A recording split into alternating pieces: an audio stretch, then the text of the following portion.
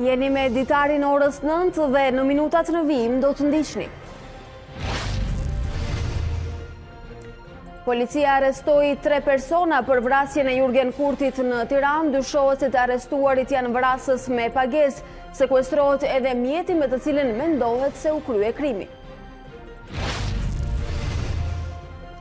Zyrtarisht të pandehur, gjykata kalon në proces gjyqësor ish-ministrin e Brendshëm Sajmir Tahiri dhe ish-drejtorin e policisë së Vlorës Jael Çela.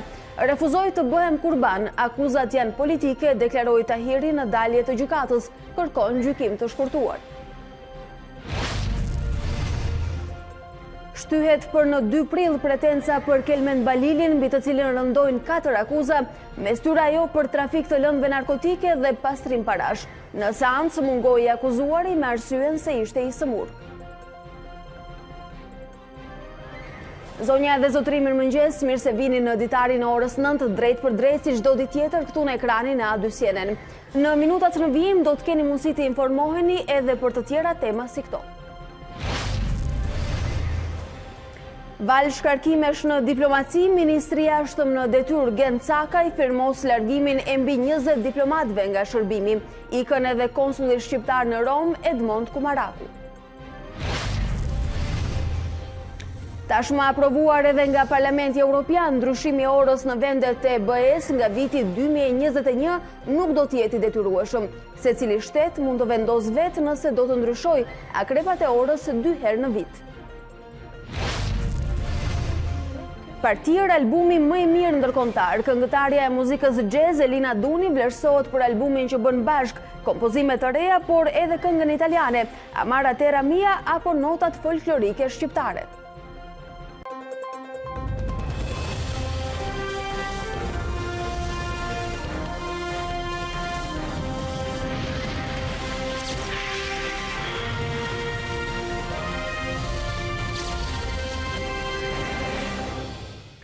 Të nderuar shikues, me zhvillimet e orëve të fundit nga aktualiteti në vend, do ta nisim edhe këtë hapësirë informative. 3 persona janë vënë në pranga, ndërsa një tjetër shpallet në kërkim për vrasjen e Jurgen Kurtit. Dyshohet se të arrestuarit janë vrasës me pagesë. Si provë materiale për policinë shërbeu mjeti që u përdor për t'u larguar nga vendi i ngjarjes. Pas arrestimit të 3 të rinjve si autor të vrasjes së 26 vjeçarit, agentët e krimeve ndaj jetës nuk kanë gjetur asnjë lidhje apo konflikt mes viktimës dhe të arrestuarve. Fakt ky që ka shtuar dyshimet se të rinjt mund të jenë paguar për të ekzekutuar Kurtin. Sipas burimeve, këto dyshime shtohen dhe nga 5 telefona celular të njëjtë në këtë video, që janë të kushtueshëm dhe të koduar. Ato ju gjetën Olsi Qalliaj, Telsi Levendi dhe Alessio Berberit. Bëhet fjalë për 5 celular që secili kushton rreth 2000 euro dhe që kanë vështirësuar përgjimin e policisë. Veç 3 të arrestuarve dhe një i 4 u shpall në kërkim si autori vrasjes së Jurgen Kurtit mbrëmjen e 18 marsit në kryeqytet. Megjithse policia është tepër e rezervuar, mësohet se nga analizimi i pamjeve të kamerave të sigurisë, rezulton se 3 të rinjt kanë ndjekur së bashku me një bashkëpunëtor tjetër për disa ditë 26 vjeçarin, deri në ekzekutimin e tij në shkallët e pallatit ku banonte. Automjeti me të cilin u larguan pas ngjarjes tashmë i sekuestruar, është prova kyçe që çoi në identifikimin e autorëve. Po ashtu janë sekuestruar dhe 2 automjete të tjera luksoze, ndërsa në banesa i u gjetën para, një pistolet, disa fishek dhe një sasi e vogël lëndë narkotike. Një nga të ndaluarit, Olsi Qalliaj, në postimet dhe në rrjetet sociale, ekspozonte mjetet luksoze që përdorte.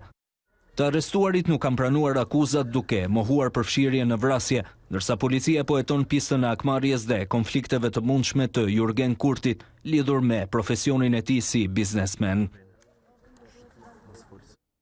Prokuroria e krimeve të rënda po vijon me hetimet për zbardhjen e vrasjes së avokatit Ravik Gura në Elbasan. Ekzekutimi i tij mendohet se ndodhi për shkak të profesionit, ndonse ende nuk ka një motiv zyrtar. Vrasja e avokatit Ravik Gura në qytetin e Elbasanit i ka kaluar për hetime të mëtejshme prokurorisë së krimeve të rënda. Kalimi i dosjes nga prokuroria e Elbasanit te krimet të rënda bëhet për shkak të cilësimit juridik të kësaj ngjarje, e cila është referuar si vrasje për shkak të cilësive të veçanta të viktimës si avokat. Edhe pse nuk është bërë publike ndonjë çështje e veçantë, që mund t'i ketë kushtuar jetën avokatit 50 vjeçar, Policia dhe prokuroria për momentin nuk e lidhin ekzekutimin e tij për çështje jashtë profesionit apo që mund të kenë lidhje me jetën e tij private. Në kushtet kur autoritetet ligjzbatuese ende nuk kanë një identikit të autorit të kësaj vrasje, kanë marrë dhjetra dëshmi të kolegëve dhe familjarëve të avokatit të vrarë, si dhe është dërguar përkthyer edhe celulari i viktimës. Ndërkaq dhoma kombëtare e avokatisë në shenjë proteste dhe solidariteti me kolegun e vrarë, ka njoftuar se do të ndërpresë shërbimet për 3 ditë më radh nga e mërkura deri të premten e kësaj jave, ndërsa dhoma e avokatëve të Elbasanit ka bojkotuar punën për gjatë gjithë kësaj jave. Ish-ministri i Brendshëm i akuzuar për trafik droge dhe korrupsion ka marrë zyrtarisht statusin e të pandeurit. Gjykata për krime të rënda vendosi të martën të kalojë në gjykim dosje ndaj tij dhe 3 ish-zyrtarëve të policisë së Vlorës. Para ditën e së martës, ish-ministri i Brendshëm Sajmir Tahiri mbërriti në gjykatën për krime të rënda si person nën hetim për trafik droge dhe korrupsion. 8 orë më vonë, ai u largua prej saj me një tjetër status, ato të pandehurit. Gjykata për krime të rënda vendosi të dërgojë për gjykim dosjen penale në ngarkim të ish-ministrit dhe 3 ish-zyrtarëve në kërkim të policisë së Vlorës, Jael Çela, Gjergji Kohila dhe Sokol Bode. Gjatë seancës paraprake përmes avokatëve, ish-ministri Tahiri dhe Jael Çela kërkuan gjykim të shkurtuar, ndërsa të katërt pushimin e çështjes. Prokuroria u prezantua me 53 fashikuj që për shkak të volumit u përcollën në sallën e gjyqit me një karrocë dore. Në seancën maraton, ish-ministri i konsideroi të pavlera aktet dhe pretendimet e sjella nga prokuroria, sikur ai kishte favorizuar grupin e habilajve në trafikun e drogës. Jashtë sallës, ai tha se nuk do të hesht më. Unë vazhdoj dhe do vazhdoj deri në fund të argumentoj atë që kam pretenduar që nga fillimi, që nuk kam pikë në lidhjes me këtë çështje. Sot e tutje do flas dhe unë sigurisht. Kështu që në gjykatë dhe për publikun. Ky nuk mund të jetë më një proces i mbyllur. Ky proces është i ka kapërcyer kufit e një maskarade të çdo lloj niveli. Pastaj komendet nëse jam unë kurbani apo jo, kjo nuk është dha që kollajt jem unë, kështu që s'm shqetëson. Pas kësaj seance, gjykata për krime të rënda pritet të hedhë në shorë dosjen Tahiri për të përcaktuar trupin gjykuese që do ta shqyrtojë. Gjykata e krimeve të rënda shtyu për në 2 prill dhënien e pretencës për Kelmen Balilin. Mungoi avokati Theodori Sollaku, ndërsa përmes një deklarate i pandehuri Balili kërkoi shtyrjen e seancës për shkak të problemeve shëndetësore. Kjo është hera e dytë që prokuroria nuk jep pretencën për Balilin. Mbi të ashtu quajturin Escobar i Ballkanit, i cili ka përfituar edhe gjykim të shkurtuar, rëndojnë 4 akuza: trafikimi lëndëve narkotike, pjesëmarrje në grup të strukturuar kriminal, deklarimi rrem i pasurisë, pastrim të produkteve të veprimtarisë kriminale dhe pastrim parash. Balili nuk i ka pranuar akuzat, ai u vetdorëzua në momentin kur dosja shkoi për gjykim.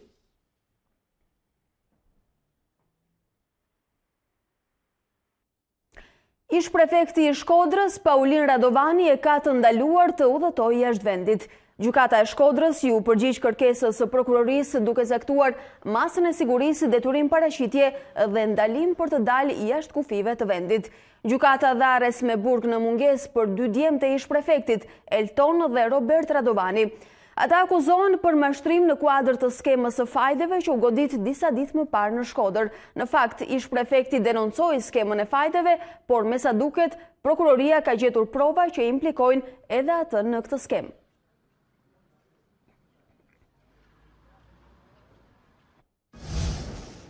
Ministri i jashtëm në detyrë Gen Cakaj firmosi largimin e 20 diplomatëve nga shërbimi. Vala e shkarkimeve, tha Cakaj, vjen për mos përmbushje të kritereve ligjore dhe hapje të shërbimit diplomatik ndaj ekselentëve. Tensioni në përgatitjet për konferencën e pritshme të Gent Cakajt ishin një parathonje se deklarata e zëvendës ministrit të jashtëm do të kishte përmbajtje të fortë. Në fakt, deklarata e kushtoi vendin e punës 20 diplomatëve shqiptar, me të cilët Cakaj nisi fshesën në shërbimin diplomatik 77 ditë pas marrjes së detyrës. Kam vendosur të shkëpus marrëdhënien me një pjesë të punonjësve që nuk përmbushin as kushtet ligjore, as kushtet minimale profesionale për kryerjen e kësaj detyre. Që në krye të herës, Cakaj u kujdes të bënte ndarjen nga paraardhësi Ditmir Bushati. Ambicia për një shërbim ekselent diplomatik e ka karakterizuar përpjekjen e zellshme të Ministrisë për Evropën dhe Punët e Jashtme për gjatë gjithë 5 viteve të fundit. Sidoqoftë, jetësimi i kësaj ambicie mbetet ende një sfidë e hapur. Që ishte vetëm epilogu i një vale akuzash ndaj drejtimit të shërbimit diplomatik nga Bushati. Sfida evropiane e Shqipërisë dhe agenda jonë reformiste e kapërcimit të pellgut të ndenjur të së shkuarës nuk përkon kurrësi me nepotizmin, klientelizmin politik dhe korrupsionin moral në asnjë sektor. E lera më pastaj në përfaqësitë e Shqipërisë në përbotë. Shqipëria nuk është e miqve, nuk është e kushërinjve politik apo klaneve e krushqive të kujdo qoftë. U paralajmërua si konferencë, por përfundoi në një deklaratë për shtyp dhe ministri jo vetëm mbajti sekret listën, por edhe nivelin e shërbimit diplomatik të shkarkuarve. Burimet e A2CNN thanë se mes 20 të larguarve është konsulli shqiptar në Rom, Edmond Kumaraku.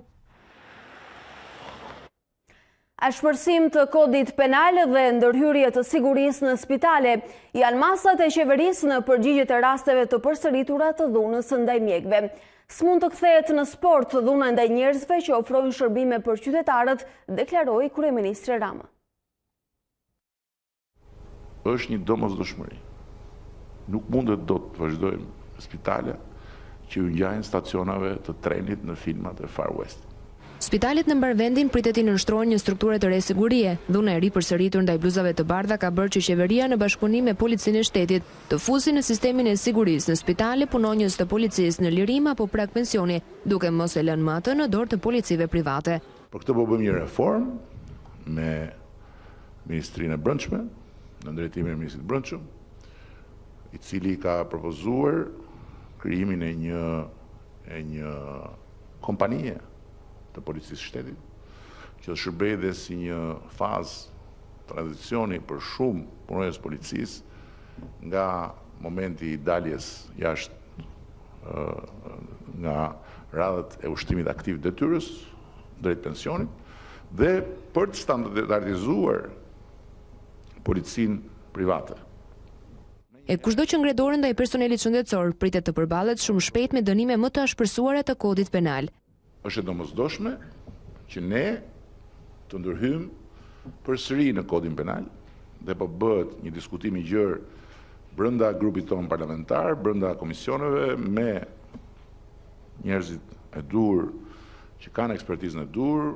Pak javë më parë kryeministri Edi Rama paralajmëroi të njëjtën gjë edhe për ata që godasin për shkak të detyrës në fushën e gjelbër. Fundi i Edi Ramës do të jetë i keq dhe jo vetëm politikisht, deklaroi demokrati Oert Bylykbashi, i cili kishte një mesazh edhe për ndërkombëtarët. Nga ana tjetër, socialisti Arben Pëllumbi deklaroi se vendi nuk është në krizë politike dhe se shumica po ecën e vendosur drejt zgjedhjeve. Bylykbashi dhe Pëllumbi bën deklaratat e tyre në Ditari në A2CNN. Ofertës e Edi Ramës për ndryshim të kodit penal për të garantuar mos zgjedhjen e votave në zgjedhjet e qershorit i vjen joja e prerë demokratëve. Ish kryetari i Komisionit të Posaçëm të Reformës Elektorale Oert Bylykbashi, gjatë intervistës tek Ditari në A2CNN, komenton ofertat e Ramës nga Kongresi i Partisë Socialiste dhe tentativat e ndërkombëtarëve për të ulur gjakrat. Shto uj, shto miell kjo historia e kryeministit Rama dhe nuk ka nevojë shtoja si ne duhet vetëm t'i heq kapitallin prokurorisë sepse kështu e mban dhe ta lëshoj kundër krimit zgjedhor, konsideroni ofertat, domethënë të gjitha gjërat që unë dëgjoj deri në këtë moment janë histori qesharake dhe kriza ka mekanizmin e vet. Kriza do vazhdojë të përkeqësohet. Fakti që ndërkombëtarët po ndërhyjnë, kuptojnë që ka një situatë e rëndësishme që po shon keq në themelët e demokracisë shqiptare. Dhe bibla e çdo ndërkombëtari, pavarësisht kush janë deklaratat që bëjnë në këtë moment, është raporti ose BOD-it. Por socialistët nga ana tjetër nuk shohin krizë. Ne nuk mendojmë që vendi është në krizë. Ne mendojmë që kemi një situatë të pazakontë, por institucionet e këtij vendi funksionojnë normalisht. Të qetë nuk e them dot që do ta vazhdojmë rrugën, por për të vazhduar do ta vazhdojmë, sepse kjo është rruga e një sistemi funksional demokratik. Këto janë rregullat e lojës. Baballarët e demokracisë kanë ndërtuar këto lloj sistemi me këto lloj rregullash. Nëse ne tentojmë si shqiptar të shpikim ca rregulla të tjera, kjo dëmton vetë sistemi në përgjithësi. Por sistemi që duhet ndryshuar është një tjetër sipas Bylukbashit, i cili ka marrë pjesë në hartimin e ndryshimeve në kodin zgjedhor që për 2009-s. Ne mund të marrim një sistem tjetër shumë të mirë dhe ta prishim, siç prishim sistemin gjerman, siç prishim këtë sistem që gjithashtu ishte shumë i mirë. Jemi gjithmonë ne problemi, jo sistemet. Jo, problemi është sistemi. Ne kemi nevojë sot therse për një reformë të sistemit të partive politike. Është e nevojshëm mbi gjitha për të arritur dhe për të sjell mekanizma të cilët do shëndojnë drejt demokratizimit të partive politike. Ndërsa majoranca ka për të qartë se me votat e deputetëve të rinj duhet të bëjnë ndryshime në kodin elektoral sipas kryetarit të PD-s Lulzim Basha, përveç sistemit zgjedhor duhet prekur dhe kushtetuta.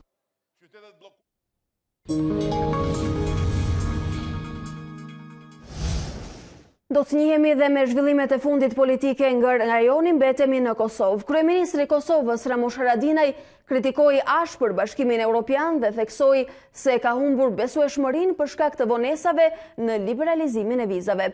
Nga ana tjetër, përgjigjet dhe Beogradi për shkarkimin e zëvendës ministre serbe të drejtësisë nga qeveria e Kosovës.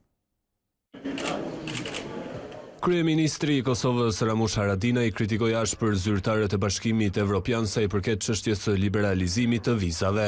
Kreu i qeverisë së Prishtinës nënvizoi se zyrtarët e Brukselit e kanë humbur besueshmërinë e tyre. Tani çish me i besu evropianëve se ne na than dialogun, tash na thojnë taksën, ku vjen çka na thojnë matutje. U bë pak zor me u besu aty ne.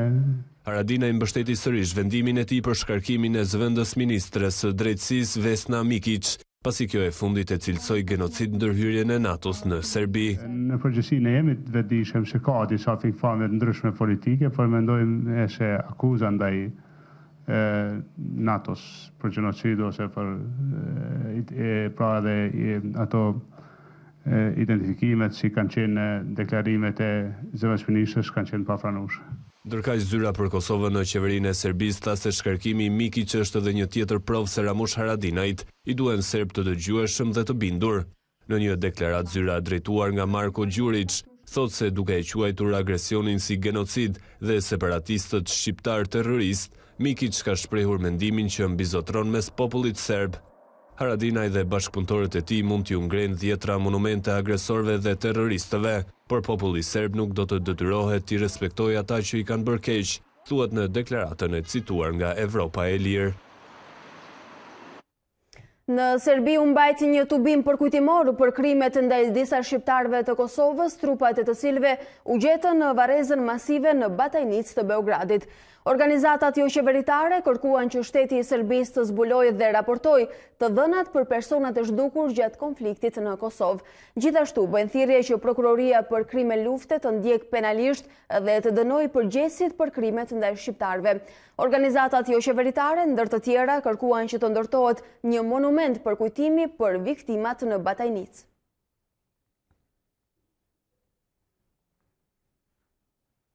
Në studion e Ditarit jemi rikthyer me të ftuarin e këtij mëngjesi. Zoti Ben Andoni është të mëngjes me ne.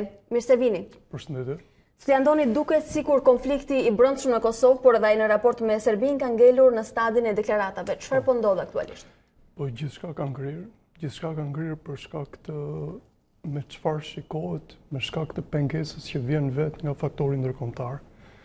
Domethënë, faktori ndërkombëtar kumbari i të gjithë marrëveshjes dhe i gjithë hapave të deri tanishëm të negociatave, me përçarjen e vet e ka reflektuar, e ka pasqyruar në të dy aktorët kryesor, tek Kosova dhe tek Serbia. Kuptohet që më dukshme është taksa që Kosova mban ndaj Serbisë, por më poshtë janë dhe pritshmëritë e Kosovës në faktorit ndërkombëtar. Kosova ka një zhgënjim shumë të madh për arsyen e vetme që ju e dini shumë mirë dhe keni prekur këtu që Kosova bëri një hap shumë të madh me demarkacionin me Malnesi. Do të thotë që nuk lëvizën asgjë, paçka se në dukje thuhet që janë bërë korrigjime dhe gjëra të tjera. Dhe zoti Haradinaj vuri përpara kësaj marrëveshje, vuri staturën e vet dhe gjithë projeksionin e vet politik. Jemi sot, nuk ka lëvizur asgjë. Vizat besoj që do shtyhen edhe mbas qershorit për Kosovën dhe zhgënjimi është shumë i madh në vetë elementi kosovar. Një gjë tillë po ndodhe me Serbinë. Serbia përballet me një lloj të themi lodhje të asaj që zoti Vučić ka prezantuar në qeverinë e vetë dhe në strukturat e veta, ju duhet dini që Serbia ka 3 struktura që merren me Kosovën.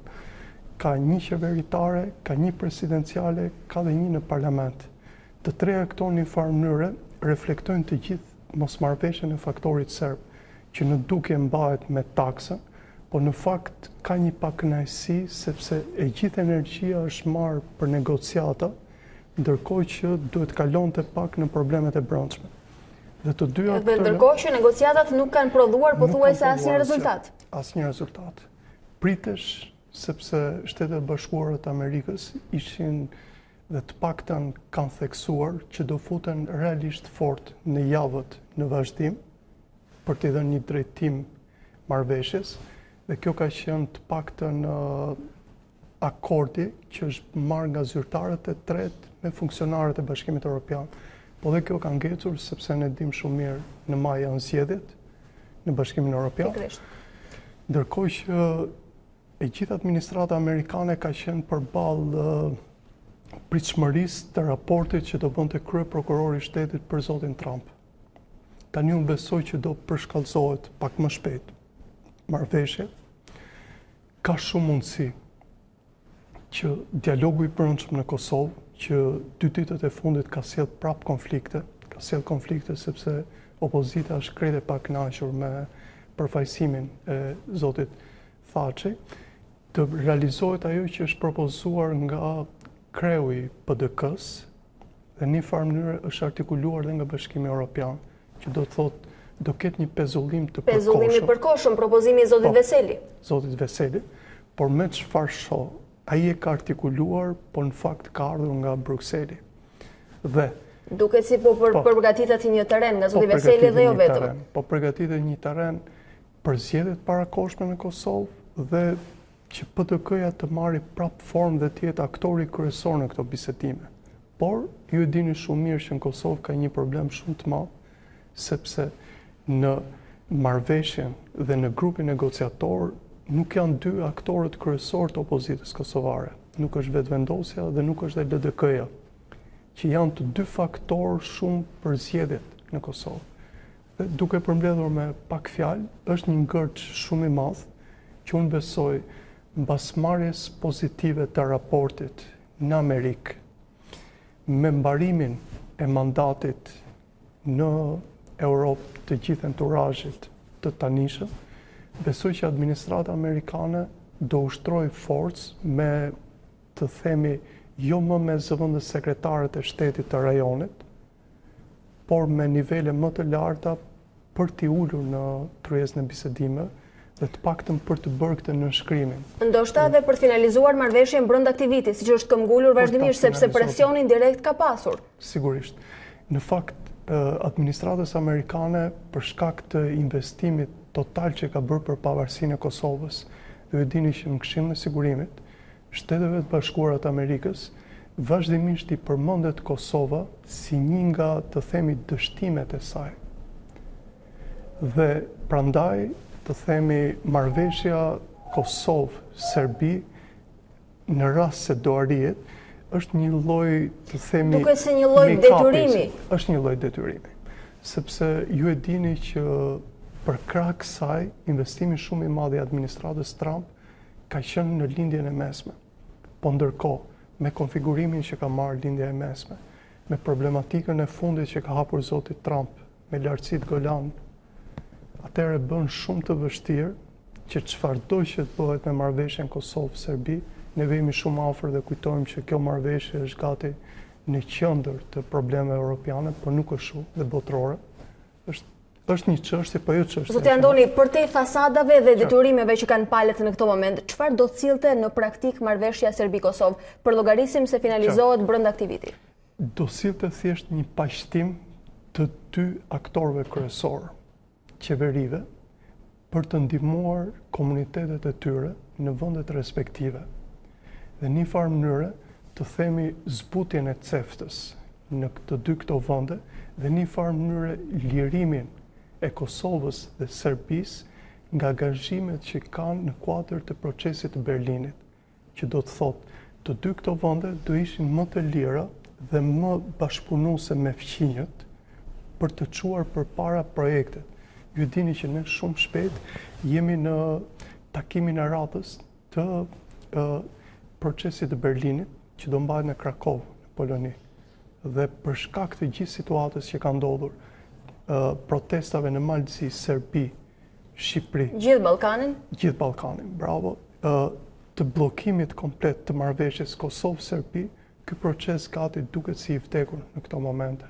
Pikërisht, pra pozicionet janë të ngrira. Megjithatë, në realitet, a ndryshon diçka përpale, sepse duket sikur një marrëveshje e hedhur në letër nuk mund t'i paqtojë kaq shpejt relatat. Do ndryshoj diçka për sa i përket rikthimit në problemet e brendshme të vendeve. Sepse dhe Kosova dhe Serbia, me anë të kësaj marrëveshje, krerët respektiv të vendeve e kanë projektuar, e kanë hequr të gjithë problemet, fokusin nga problemet e brendshme dhe e kanë çuar te kjo. Në fakt, dhe në të themi vëshkime që po bëhen në Kosovë dhe në Serbi, gjithmonë e më larg janë njerëzit të interesuar të themi për kornizën e marrëveshjes Kosovë-Serbi. Pra, është një zhvendosje e vëmendjes tek dialogu dhe jo tek problemet e brendshme të shteteve që janë të shumta në realitet. Janë të jashtëzakonshme, jo të shumta. Dhe në qoftë se zgjedhjet e parakohshme bëjnë një realitet për Kosovën, çfarë i sillin vendit? Ndryshim apo rikonfirmim të njëjtave subjekteve politike? Jo, t'ju them diçka. Në Kosovë përsëri LDK-ja dhe PDK-ja kryesisht do jenë partitë që do dominojnë, për shkak sepse forca e njerëzve të luftës është akoma shumë e madhe dhe njerëzve të tyre dhe strukturave që kanë ngritur. Aman, në zgjedhjet e reja, ashtu si ndodhi me zgjedhjet e kaluara, po projektohet vetëvendosja që ka marrë goditje shumë të mëdha me daljen e PSD-s për të marrë një rikonfigurim dhe një farë mënyrë për të zbutur faktorin politik kosovar, sepse gjithmonë zgjedhjet certifikojnë statura. Dhe në këtë moment, në qoftë se kjo do realizohet, dhe vetëvendosja dhe LDK-ja në një farë mënyrë fillojnë fashiten nga procesi ngërçit që i ngjallin Kosovës. Tërë thoni se bifurkacioni i krijuar nga vetëvendosja me PSD-n mund ta paqtojë situatën me tre subjekte tjera? Patjetër, sepse në një farë mënyrë PSD-ja në këto momente ka prezencë në parlament të pamerituar. Megjithatë e ka. Megjithatë e ka, por moralisht nuk e ka. Dhe kjo ka sjellë ngërçin një dini shumë mirë të grupit negociator. Më falni, Zoti Ahmeti ka staturë të themi të mirë politike, sepse ka qenë një nga krerët kryesor të vetëvendosjes, është i vetmi nga vetëvendosja që ka kryesuar diçka të themi një proces të rëndësishëm për vendin. Një proces të rëndësishëm për vendin, po jo përveç kësaj ka administruar Prishtinën, sepse vetëvendosja nuk njihet në qeverisi. Përveç se Zoti Kurti, kur ka qenë kryetari i grupit të jashtëm parlamentar, por që nuk funksionoi aq mirë. Atëre, me zgjedhjet e reja, ky formacion merr realisht atë që ka prezantuar deri tani, që neve jemi forca kryesore, ne do i shikojmë do jenë forca kryesore apo jo, dhe PDK-ja do shikohet sa po fashitet, sepse PDK-ja po fashitet jashtëzakonisht. Megjithatë, kanë nevojë për një garë, për një rikonfirmim, qoftë edhe për t'i provuar subjektet për forcën që kanë sot, sepse duket se pozicionet kanë ndryshuar, kjo qoftë edhe fal dialogut. Patjetër, po edhe në një farë mënyrë edhe për t'i dhënë të drejtë proceseve që kanë ndodhur në Kosovë. T'ju them diçka, proceset e korrupsionit në Kosovë kanë marrë për masa të paimagjinueshme. Për shembull, fryrje jashtëzakonshme e administratës publike, nepotizmi frikshëm që është në Kosovë. Do të thonë Zoti Haradinaj pa çka asaj që proklamon përballë, raportohet vazhdimisht që njerëzit e vet janë qoftë në Telekom, Telekomi është i Kosovës, ka shumë probleme sepse ju e dini që është një institucion i mbytur me borxhe, ndërkohë që ata po e mbathin me njerëz pafund. Po thoni se antinepotizmi Haradinajt mbetet në deklarata publike? Mbetet në deklarata publike. Dhe unë jam shumë për zgjedhjet të cilat besoj që ndoshta duhet bëhen nga vjeshta, për arsyeën e vetme që Kosova ka nevojë të dalë nga ky ngërç dhe nga ngërçi i retorikës. Kosova ka një fat shumë të madh, që akoma administrohet pa çka se nuk ashtu nga të huajt. Dhe në një farë mënyrë prezenca tyre edhe i maturon proceset të ndryshme. Është një lloj garancie, stabilitet. Është një lloj garancie, por fatkeqësisht me çfarë shikojmë për te këtyre, edhe prezenca të huajve në të gjithë rajonin tonë, marr rastin e Bosnjës, që është shembulli më i hapur, pastaj Kosovës, Shqipërisë tonë, më pak Maqedonisë, sepse Maqedonia ka filluar të punojë me logjikë të pastër makroekonomike. Më autonome. Më autonome, ka treguar që gabimet më të mëdha të sotme janë në brezin e sotëm të politikanëve europianë dhe të njerëzve që transferojnë, të themi, autoritete në vende si tonë, në zonën tonë. Ka probleme edhe tek përfaqësitë ndërkombëtare të cilat vinë dhe delegohen. Ka dhe e kanë treguar. Nuk është më domethënë që neve të rezervohemi për të thënë që gati mosmarrveshjet janë deri te krerët më të lartë të Brukselit. Dhe këtë shikohet nga regjistrat e ndryshëm që përdoren, ose nga gjua jo e drunjt, po nga një gjuhë gati e pakuptueshme. Një gjë që reflektohet edhe në vazhdën e ecurive në rajon. Unë ju falenderoj për prezencën tuaj sot. Faleminderit.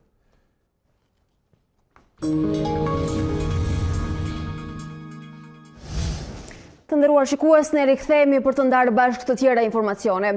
Erion Veliaj, aktualisht i vetmi kandidat zyrtar për Bashkinë e Tiranës, ka nisur fushatën paraelektorale. Bulevardi i Ri, terminalet e autobusëve, rikonstruksioni i piramidës dhe investimet në fshatra vijojnë të jenë prioritete edhe për mandatin e dytë të Veliajt. Kryebashkiaku i paraqiti ato në një aktivitet të hapur për median. Efet e fushatës për drejtuesit vendore ende nuk ndihen në Tiranë, ndoshta për faktin se opozita nuk e ka shprehur qëndrimin për zgjedhjet e 30 qershorit dhe as kandidaturat. Por Erion Veliaj, kandidati zyrtar i Partisë Socialiste për mandatin e dytë dhe i vetmi deri tani në garë, tregon me stilin e tij se ka përveshur mëngët. Në një nga aktivitetet e përditshme të bashkisë, por ndër të paktat e hapura për median, Veliaj deklaroi se e synon një kryeqytet edhe më miqësor. Sipas tij do t'i kushtohet më shumë rëndësi uljes së nivelit të ndotjes përmes programeve të ndryshme. Projekti ka këto afate: arritja e niveleve të OBSH-s për cilësinë e ajrit për grimcat e pluhurit, PM5, PM10 deri në vitin 2025. Përveç 2 milion pemëve, ne kemi vendosur si target afati i tretë që 100% e taksive do të jenë elektrike ose hibride brenda vitit 2025. Takimet e dëgjesat me banorët do t'jenë elementët kryesor të fushatës Erion Veliajt. Detajet ende nuk bëhen publike, por projektet që do të prezantohen për t'i vënë në zbatim mandatin e dytë, kryesisht do t'jenë ndërtimi 17 shkollave të reja, rikonstruksioni piramidës, kopshti zoologjik, ndërtimi bashkisë së re në bulevardin e Ri dhe përfundimi 2 terminaleve të autobusëve. Veliaj është shprehur se më shumë investime do t'u jap zonave periferike dhe atyre rurale. Por pak ditë më parë për Radio CNN, ai deklaroi se fushata për të ka nisur që në ditën e parë të marrjes së detyrës dhe tashmë pret vetëm rivalet e garës. Ka statuar ditën e parë që fillova punë, që rregullova sahatin. Kush mendon që bën më mirë se ne këtë punë, paraqitet datë 30 qershor se kemi zgjedhje. Por dhe ora Erion Veliajt tregon se koha e betejës për drejtimin e Tiranës tashmë ka filluar. Ulja e taksave që qeveria ndërmori për bizneset e vogla ka bërë që të përfitojnë më shumë kompanitë e mëdha dhe të humbasin bashkitë në buxhetin e tyre. Kjo ka ndodhur pasi bizneset e mëdha të njohura ndryshe si VIP janë ndarë në biznese më të vogla për të përfituar nga ulja e taksave. Lehtësitë që qeveria ndërmori për biznesin e vogël duke ulur taksat kanë krijuar shtigje për evazion fiskal. Kompanitë e mëdha të njohura ndryshe si VIP-at tashmë janë ndarë në disa biznese më të vogla, me nipte të ndryshme për të përfituar nga ulja e taksave. Një veprim që ndonse i lishëm për buxhetin e bashkive për llogaritës së cilave shkojnë taksat e biznesit të vogël, është humbje e konsiderueshme. Sipas të dhënave nga Bashkia e Tiranës, më e madhja në vend, numri kompanive të mëdha u tkurr nga 577 në 2017 në 547 në fund të 2018-s. Një rënje më e theksuar shihet edhe tek subjektet sekondare të bizneseve VIP, e thënë ndryshe degët e tyre. Janë plot 1000 degë më pak dhe duket se këto janë edhe burimi kryesor i shtimit të bizneseve të vogla. Pra e thënë më thjesht, bëhet fjalë për ndarje. Plot 3000 biznese më shumë numëron kryeqytetin në fund të vitit 2018, krahasuar me një vit më parë. Një pjesë e mirë e tyre janë pikërisht ato që janë shkëputur nga VIP-at.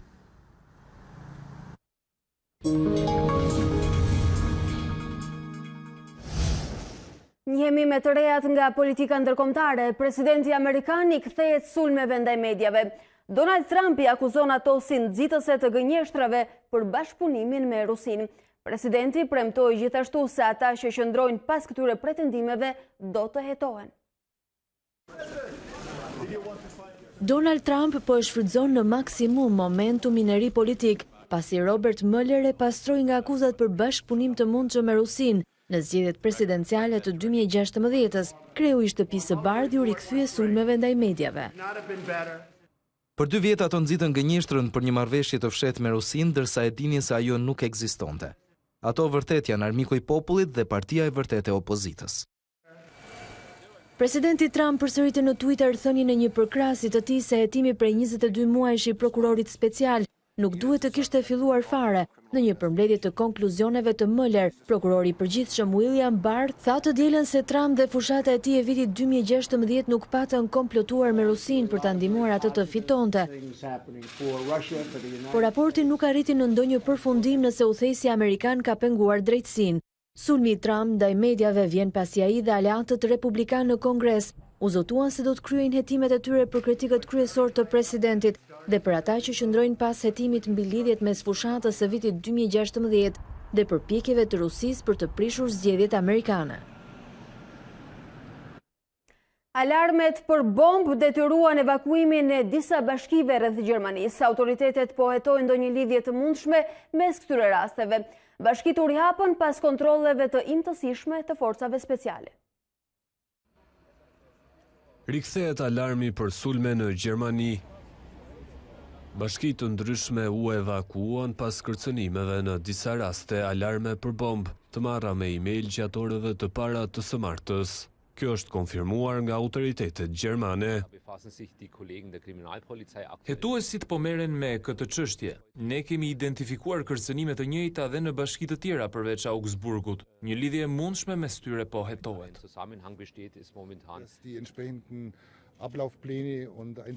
Përmbajtja e emailit krijoi një situatë serioze, prandaj u ndërmorën masat e duhura.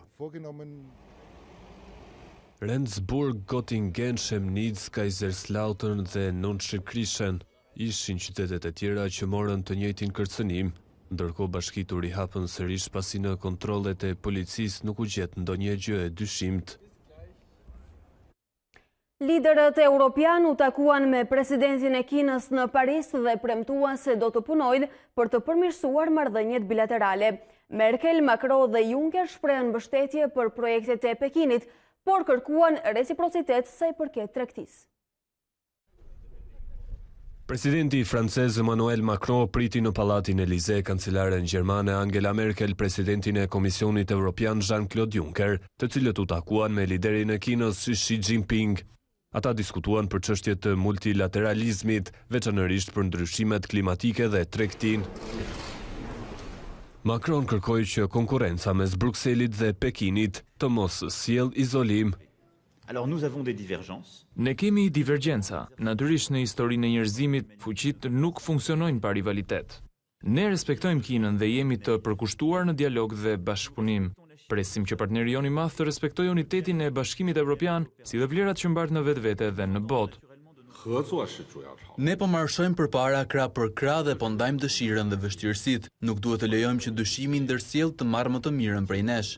Merkel dhe Juncker shprehen mbështetje për projektet e Kinës, veçanërisht atë të rrugës së Mundafshit, por kërkuan dhe reciprocitet.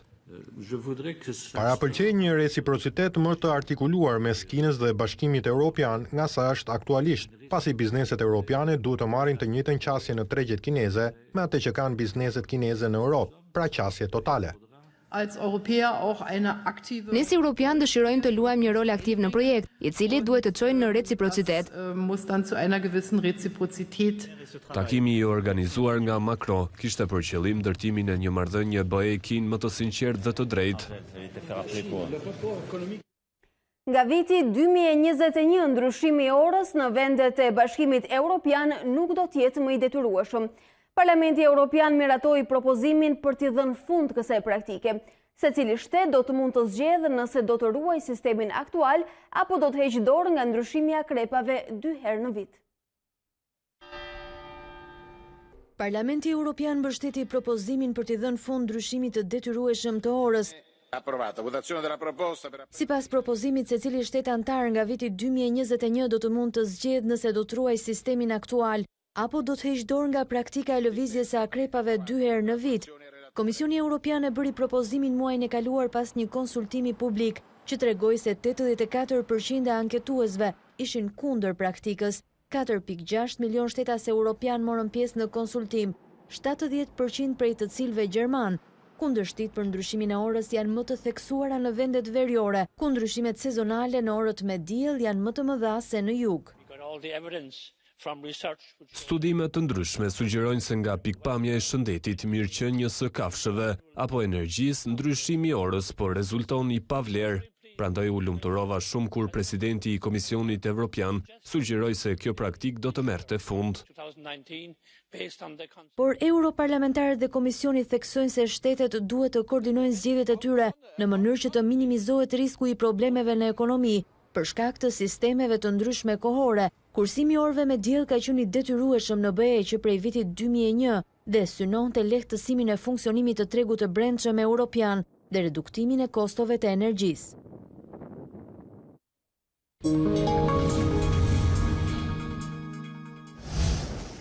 Ndahet nga jeta në moshën 76 vjeçare një prej yjeve të futbollit të viteve 60-70 dhe ish trajner Ali Mema. Ikona e klubit të Tiranës humbi betejën me një sëmundje të rëndë, duke lënë pas vetes një trashëgimi të madhe në sportin shqiptar e mbi të gjitha në skuadrën bardhë blu. Ali Mema e kaloi pjesën më të madhe të karrierës me Tiranën, ndërsa ka luajtur edhe me Vllaznin dhe një sezon me Partizanin, teksa regjistroi edhe 14 ndeshje me kombëtaren.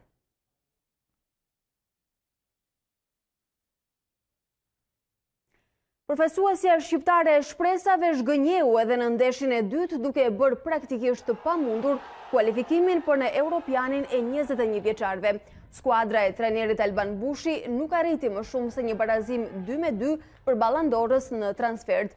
Në të dy pjesët kuqezinët u gjendën në disavantazh, ndërkohë që golat u shënuan nga Imeri dhe Sula. Ky i fundit shmangu turpërimin nga kundërshtari Modest vetëm pak minuta para fundit të ndeshjes.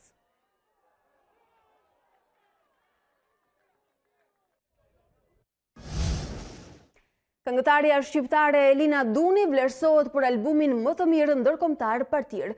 Ky album bën bashkë jo vetëm kompozime të reja, por edhe këngën italiane, Amara Terra Mia apo notat folklorike shqiptare.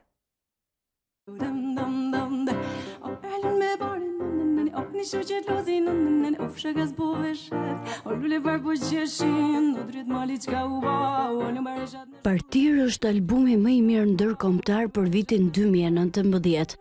Dhe fituesja është këngëtarja shqiptare Elina Duni.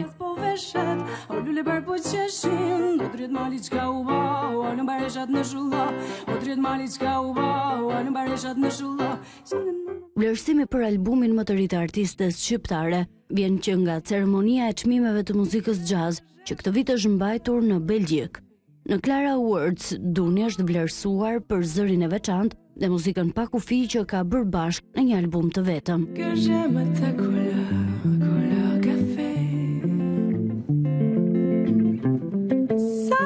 Përveç krijimeve të reja muzikore në albumin Partir të Elina Dunit, janë edhe melodi shqiptare si Beresha, një këngë tradicionale nga Maqedonia në titullin Vaj si kënga, dhe Vishnja, një këngë e vjetër e Kosovës, çka e bën Elinën një artiste që e hon në shumë gjuhë. Ka je moj nano bijando, se s'ka kush e ta bane ty, se ki jendo. Moti qëndrueshëm apo surpriza në orët në vijim, na e thot më së miri meteorologja jon Tanja Porja. Tanja, mirë se vjen. Mirëmëngjes Alba, mirëmëngjes shikues të A2 CNN. Në fakt, moti sot premton goxha mirë për veriun dhe pjesën më të madhe të Shqipërisë qendrore, por krejt ndryshe situata në zonat jugore të territorit shqiptar, ku edhe gjatë natës ka patur rreshje të pakta në zonat e izoluara, megjithatë pjesa më problematike vijon pas mesditës, ku presim shira të erë pas hershëm në pjesë më të madhe të zona jugore, ndërkohë rrezikohet nga stuhi të vogla fatshkurtra me erë të fortë, por edhe rrebeshje shiu, zona bregdetare e Jonit dhe konkretisht ishullit Azani dhe Karaburuni, pritet që të kenë nga mesdita dhe orët e parë pas ditës stuhia fatshkurtra, po ashtu edhe zona nga Himara deri pranë Sarandës. Megjithatë, pjesa e dytë e ditës karakterizohet nga vranësira dhe shira të herpasishme në zonat jugore. Shumë më pak shira priten në zonat qendrore, duke përfshirë dhe qytetin e Tiranës, ku mundësia për shira është shumë e vogël, megjithatë mbetet e rrezikuar nga sasi të papërfillshme të shirave deri nga ora 2 apo 3 pasdite. Temperaturat janë ulur ndjeshëm në zonat lindore, kryesisht në verilindje, ndërsa një rënje më lehtë është ndjerë në zonat e ultërsirës perëndimore, por edhe në zonat e ulta duke përfshirë dhe qytetin e Tiranës, megjithatë edhe mesdita pak a shumë vjon me një rënje të lehtë të temperaturave maksimale, duke bërë që mëngjesi sot të jetë lehtësisht shumë pak në zero në verilindje, ndërkohë në zonat juglindore do të ndjehet të enjte dhe të premten vlerat negative, pra deri në -2, nuk presim që temperaturat në mëngjes të shkojnë më ulët. Sërish zona e ultërsirës perëndimore do të ketë një rënje të lehtë dhe graduale. Pritet që këto vlera termike të rikuperohen vetëm ditën e diel, pasi edhe e enjtja, e premtja dhe mëngjesi së shtunës pritet që të jenë të freskët, por të kthjellë, që nga dita e nesërme kthjellimet rikthehen në pjesën më të madhe të territorit, përjashtuar vetëm ekstremin jugor të Shqipërisë, i cili edhe para ditën e së enjtes mbetet i rrezikuar nga shija të dobët. Tanja Porja, ne të falendrojmë për parashikimin e saktë që nuk mungon në asnjë orë në ekranin e A2 CNN. Të nderuar shikues, ne shohim edhe një herë titujt kryesor të këtij ditari. 3 persona të dyshuar për vrasjen e Jurgen Kurtit në Tiranë u arrestuan nga policia. Dyshoësit arrestuarit janë vrasës me pagesë. Sekuestrohet edhe mjeti me të cilin mendohet se u krye vrasja. Ish-ministri i Brendshëm Sajmir Tahiri dhe ish-drejtori i policisë së Vlorës Jael Çela kërkojnë gjykim të shkurtuar për akuzat për trafik droge. Pas seancës paraprake, ish-ministri tha se refuzon të bëhet kurban dhe se akuzat janë politike. Shtyhet për në 2 prill pretenca për Kelmen Balilin, mbi të cilën rëndojnë 4 akuza, mes tyre ajo për trafik të lëndëve narkotike dhe pastrim parash. Val shkarkimesh në diplomaci, ministri i jashtëm në detyrë Gent Sakaj firmos largimin e mbi 20 diplomatëve nga shërbimi. Ikën dhe konsulli shqiptar në Rom, Edmond Kumaraku. Ndryshimi i orës në vendet e BE-s nuk do të jetë i detyrueshëm. Parlamenti Evropian miratoi propozimin për t'i dhënë fund praktikës duke nisur nga viti 2021. Secili shtet mund të zgjedhë nëse ruan sistemin aktual apo të heqë dorë nga ndryshimi i akrepave 2 herë në vit. Këngëtarja shqiptare Elina Duni vlerësohet për albumin më të mirë ndërkombëtar i partir. Ky album bën bashk jo vetëm kompozime të reja, por edhe këngën italiane, Amara Terra Mia apo notat folklorike shqiptare. Zonja dhe zotri, kjo ishte gjithçka e përgatitur për ditarin e këtij mëngjesi. Unë ju falenderoj që qëndruat me ne dhe ju ftoj të na ndiqni për zhvillimet dhe informacionet më të fundit edhe në rrjetet tona sociale, në Facebook dhe Instagram dhe faqen tonë të webit a2cnn.com. Bashkë ndajemi këtu, ju vijoni qëndroni me ne.